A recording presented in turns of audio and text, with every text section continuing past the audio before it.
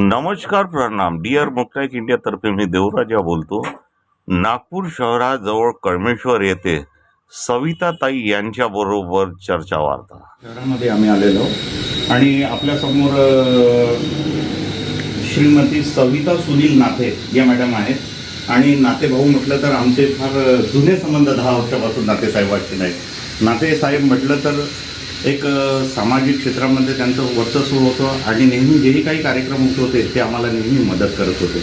आज आम्हाला कळमेश्वर शहरामध्ये आमच्या सुनीताताई या सविताताई या BJP पक्षाला नगरसेविकासाठी उभे झालेले आहे आणि ते आतापर्यंत त्यांचे BJP पक्षामध्ये समाजावर बरेच कार्यरत होते. बराच समाजसेवा यांनी केलेली आहे. या कळमेश्वर शहरामध्ये गरिबांची मदत केलेली आहे आणि सविताताई यावर आपल्याला 2 शब्द सांगतील.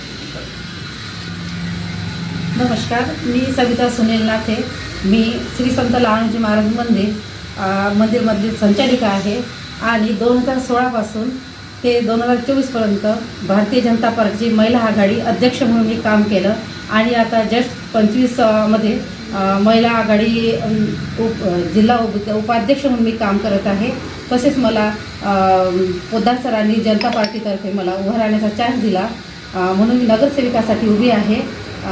तरी जनसामान्य लोकांनी मला भरभरून जनतेचा साथ आहे आणि मी निवडून येईल अशी मला आशा आहे. एवढे बोलून देऊ शकतो.